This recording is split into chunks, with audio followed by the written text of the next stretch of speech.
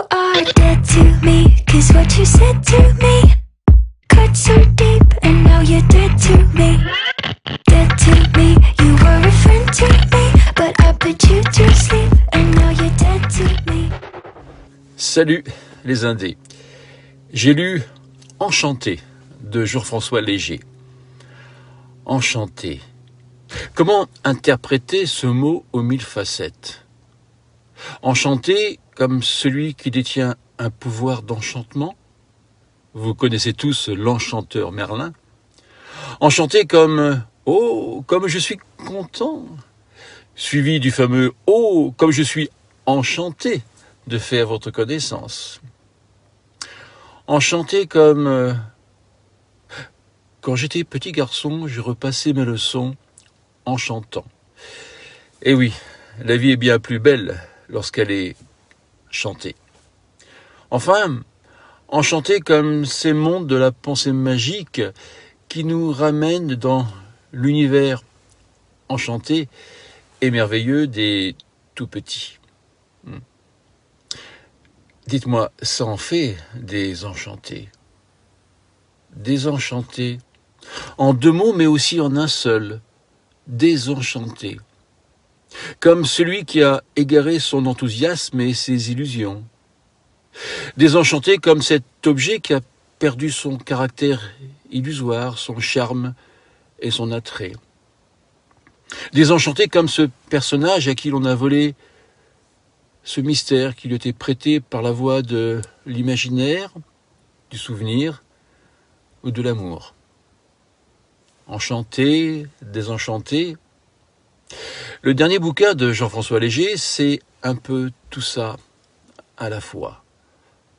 Un enchantement désenchanté. Ce bouquin, c'est aussi des questions. Qui est-elle, elle avec un E majuscule? Une fille de rien? Une princesse, une victime, une déesse? À moins qu'elle ne soit qu'une simple apparition, un fantôme d'amour dans la tête de celui qui croit l'avoir rencontrée. D'elle, nous suivons les aventures. Ou plutôt, non, d'elle, nous suivons le calvaire. Chemin de croix d'une très jeune fille enchaînée par les horreurs, les atrocités et les injustices que l'existence peut parfois engendrer. Pourtant, il subsiste un espoir, une perspective de bonheur dans un futur sans doute lointain. En tout cas, on aimerait y croire. Et puis, qui est Isser ? Ce grand garçon un peu naïf qui ne cesse de rêver d'elle, avec un E majuscule encore, sans même la connaître. Il ne sait rien d'elle. Il ignore même si elle existe. Et pourtant, il court après cette image qu'il pense avoir aperçue. Il veut comprendre, il veut savoir, et tant pis si sa vie bien réglée s'en trouve toute bouleversée. Quand on pressent l'imminence d'un monde enchanté, on ne peut l'ignorer. Alors on cherche une porte qui nous permettra d'y rentrer dans ce monde. Et c'est seulement après que l'on se demande s'il existe une issue de sortie. Et ça, seul Jean-François Léger le sait. L'auteur nous entraîne dans un univers imprécis. En lisant, on marche sur des sols mouvants, se dérobant sous nos pas de lecteur. Rien n'est vraiment défini.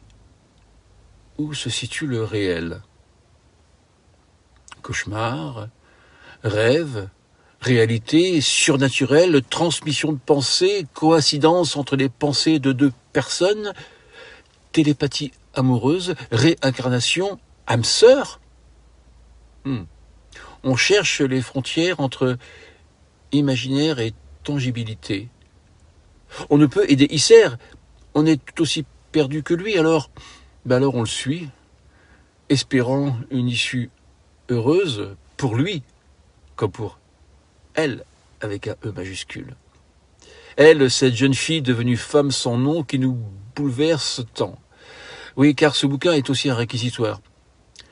Un vibrant « j'accuse ». Dénonçons l'inqualifiable traitement réservé à des êtres humains dont le seul crime est d'être nés femmes. C'est insupportable. Et l'on a du mal à croire que de telles choses puissent encore exister presque sous nos yeux. Et pourtant ces choses, elles existent. Ouais. Et Jean-François Léger, avec talent, avec poésie et originalité, nous les montre du doigt. Alors c'est difficile d'être enchanté par ce que nous découvrons, mais il n'empêche que c'est un bouquin qu'il faut lire. Enfin bon, moi je dis ça, je dis rien.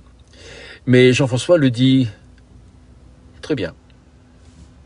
Allez, à bientôt les Indés pour de nouvelles aventures enchanteresses. Ciao.